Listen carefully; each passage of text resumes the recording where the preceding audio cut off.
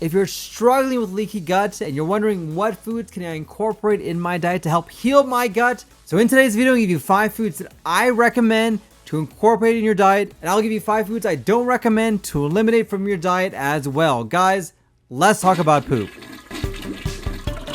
Howdy, Dr. Islam here, aka your leaky gut expert. I'm a board-certified gastroenterologist trained at the Mayo Clinic. Come see us up at Gastro for all your GI needs. And if you haven't yet, don't forget to smash that like button, like, share, and subscribe so you can get more videos just like this one. Food number 1, bone broth. Bone broth is rich in collagen, nutrients, vitamins, and minerals. It's a very effective way to get your gut lining taken care of and to improve the membranes that are causing destruction when you have leaky gut syndrome. There's been some evidence that bone broth can help seal up the inflammation and hopefully get you on a better path to get your gut taken care of. Number 2, fermented foods. My favorite foods like yogurt, kimchi, and miso. Try to incorporate this at least once a day. Fermented foods are so great for your body and for your health. They have prebiotics, probiotics, natural vitamins and minerals to help fight off inflammation in your body naturally to get you feeling better. Tip number 3, omega-3 rich foods. Foods like salmon, nuts, olive oil. These are fantastic ways to help decrease inflammation that's going on when you have leaky gut syndrome. They're loaded with healthy fats, but also more importantly, they're also loaded with anti-inflammatory properties to improve the lining of your gut and to fight off the inflammation that's going on in your body when you have leaky gut. Next up, leafy greens.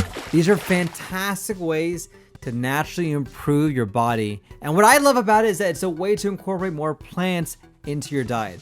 The biggest predictor for improving someone's gut microbiome is the diversity of plants that they can incorporate in their diet. By far, more than anything else, and better than anything else, is the incorporation of a wide variety of plants and vegetables. And by adding leafy greens, you're already doing this, but also you're attacking the inflammation that's going on when you have leafy gut. So foods like kale, broccoli, cucumbers, cruciferous vegetables. These are excellent sources of vitamins, minerals, and natural properties to help soothe leaky gut and get that taken care of for you as well. Number 5, aloe vera.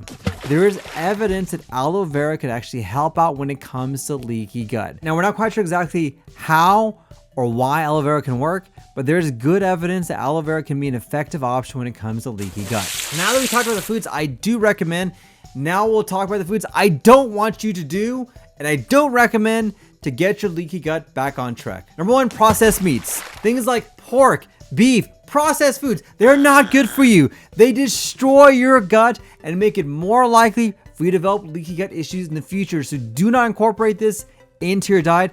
Get rid of them. Number 2, alcohol. Why are you drinking alcohol? Especially if you have gut issues.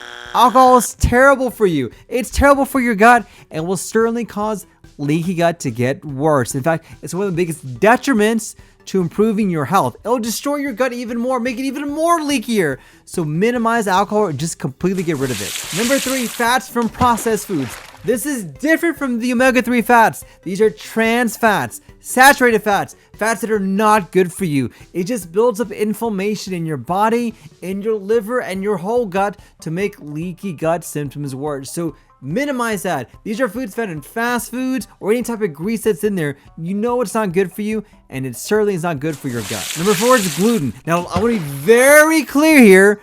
Gluten is not bad for everyone. So I'm not making gluten the boogeyman, whatever. In some individuals, gluten can be difficult for them to digest. So try considering going on a gluten-free diet for a couple of weeks and see how you feel. Your body's response to that is going to tell you if you should avoid gluten. If you take off gluten, you're like, I don't feel any different. Incorporate it, not a big deal. But if you take off gluten, you feel, oh my goodness, I feel so much better. You may be an individual that's gluten intolerant, so you may want to consider stopping gluten in your diet. And lastly, high FODMAP foods. Now, I have a lot of videos on FODMAPs, but FODMAPs are fermentable oligosaccharides, monosaccharides, disaccharides, and polyols. These are foods that are typically healthy for you, but they actually may be difficult for you to digest. These include things like broccoli, Brussels sprouts, apples, pears. They taste great. They actually may be good for you, but you actually may be an individual that cannot tolerate that. So try minimizing some of these FODMAPs to see how you feel. So this is my approach when it comes to leaky gut. These are tips that I recommend to either include or avoid in your diet. If you feel like you got value from this video, don't forget to smash that like button, like, share, and subscribe, and come see us up at Gastro for all your GI needs.